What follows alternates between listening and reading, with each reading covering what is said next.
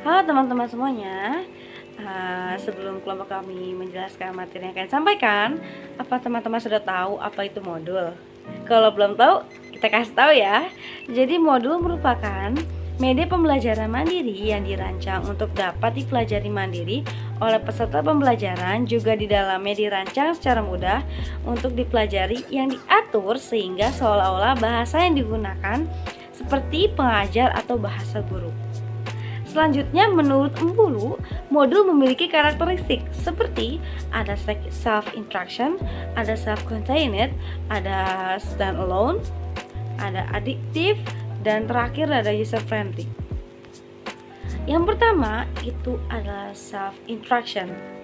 Jadi, melalui modul tersebut, peserta mampu membelajarkan diri sendiri, tidak tergantung pada pihak lain. Selanjutnya ada self-contained, yaitu modul dari satu unit yang dirancang secara utuh untuk memberikan kesempatan pembelajar mempelajari materi pembelajaran secara tuntas atau keseluruhan. Selanjutnya ada stand-alone, yaitu modul yang dirancang untuk tidak berpacu pada media lain.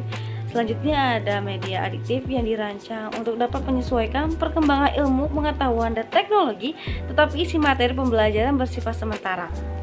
Selanjutnya ada user friendly, yaitu modul yang dirancang untuk mempermudah peserta pembelajaran dalam belajar. Adapun pengembangan modul dibagi menjadi 3, yaitu ada modul adaptasi, modul kompilasi, modul dengan menulis sendiri. Untuk membuat modul, kita juga harus punya langkah-langkah. Jadi langkah-langkah pengembangan modul itu seperti apa sih? Jadi prosedur pengembangan modul terdiri dari beberapa langkah, yaitu pertama ada analisis modul, kedua penyusunan modul, ketiga ada uji coba modul, keempat ada revisi modul, kelima ada validasi modul. Selanjutnya ada analisis kebutuhan modul. Kegiatan menganalisis kompetensi bertujuan untuk mengidentifikasi dan menetapkan jumlah dan judul modul yang harus dikembangkan. Selanjutnya presentasi akan dilanjutkan oleh rekan saya, Lena Fitriana. Halo semuanya, saya Lena Fitriana. Saya akan melanjutkan materi dari rekan saya, yaitu mengenai prosedur pengembangan modul. Di sini selanjutnya saya akan memaparkan materi tentang penyusunan draft modul dan lainnya. Penyusunan draft modul bertujuan untuk mengetahui kompetensi dan subkompetensi apa saja yang sudah ada dalam modul tersebut.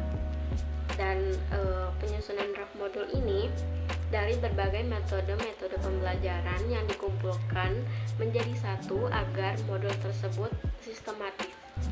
Sebagai berikut, apa saja yang harus ada dalam penyusunan draft modul. Yang pertama yaitu merancang judul modul. Yang kedua yaitu menentukan tujuan akhir agar apa saja yang harus dicapai oleh peserta didik dalam sesudah mempelajari satu modul tersebut. Yang ketiga yaitu menentukan tujuan atau kemampuan spesifik yang menunjang tujuan akhir. Yang keempat yaitu menetapkan garis-garis atau outline dalam modul. Yang kelima mengembangkan outline modul. Yang keenam yaitu memeriksa ulang draft yang telah dihasilkan. Sebagai berikut daftar isi modul. Yang pertama judul modul, yang kedua kompetensi, yang ketiga tujuan akhir, yang keempat materi pelatihan, yang kelima prosedur atau kegiatan pelatihan, yang keenam soal-soal atau tugas, yang ketujuh evaluasi atau penilaian, yang kedelapan kunci jawaban atau soal. Selanjutnya yaitu mengenai uji coba modul. Mengapa kita harus menguji coba modul? Agar suatu modul ini kita tahu apa manfaat dan bagaimana keterlaksanaan suatu modul ini dalam umum. Langkah-langkah untuk menguji modul secara berikut. satu, menyiapkan dan gandakan draft modul. Yang kedua, susun instrumen pendukung modul. Yang ketiga, distribusi draft modul kepada peserta uji coba. Yang keempat yaitu informasi atau tujuan uji coba ke peserta uji coba. Yang kelima yaitu mengumpulkan kembali draft modul. Yang keenam yaitu menyimpulkan draft modul. Modul juga ada revisinya. Kenapa kita merevisi modul? Agar suatu modul sempurna dalam pemasarannya, penyempurnaan akhir, dan komprehensi terhadap modul sehingga siap untuk diproduksi dalam umum.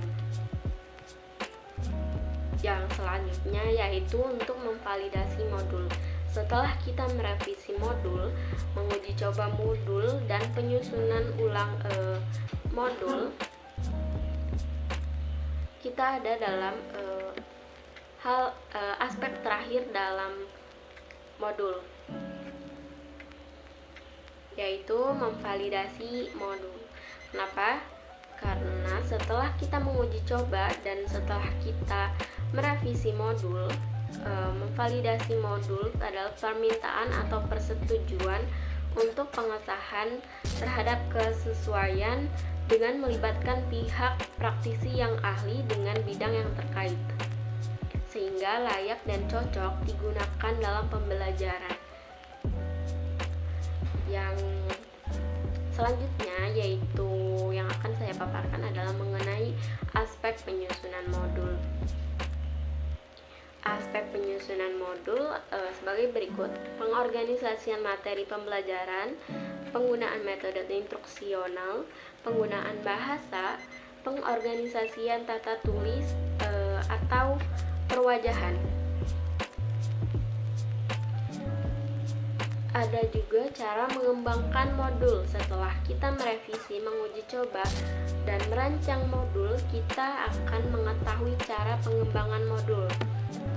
Dibagi menjadi 3, yaitu modul adaptasi, modul kompilasi, dan modul menulis sendiri. Modul adaptasi adalah mengembangkan materi buku pasaran sebagainya digunakan untuk materi pembelajaran yang relevan. Yang kedua yaitu modul kompilasi, mengembangkan materi atau buku pasaran, silabus, atau jurnal ilmiah yang sudah ada sebelumnya kembali dipergunakan. Itu adalah modul kompilasi. Kalau modul menulis sendiri yaitu menulis modul sendiri untuk dipergunakan dalam pembelajaran sesuai dengan kebutuhan siswa. Jadi kita menulis modul sendiri dengan apa yang siswa butuhkan. Selanjutnya yaitu kelebihan dan kekurangan pembelajaran dengan menggunakan modul. Kita bahas kelebihannya dahulu. Kelebihan modul yang pertama yaitu sistem ini dapat menyerap perhatian anak sehingga pelajaran menunjukkan lebih berhasil apabila dibandingkan dengan ceramah dan lebih efektif. Yang kedua yaitu belajar lebih efektif dan evaluasi perbaikan yang cukup berarti. Selanjutnya yaitu kelemahan modul. Tidak semua siswa dapat belajar sendiri, melainkan membutuhkan bantuan guru dan seseorang, seperti orang tua, pembelajaran, mahasiswa, atau kakak tingkatnya, atau kakak kelasnya, atau temannya juga. Dan yang kedua yaitu tidak semua bahan dapat dimodulkan dan tidak semua guru mengetahui cara pelaksanaan pembelajaran menggunakan modul.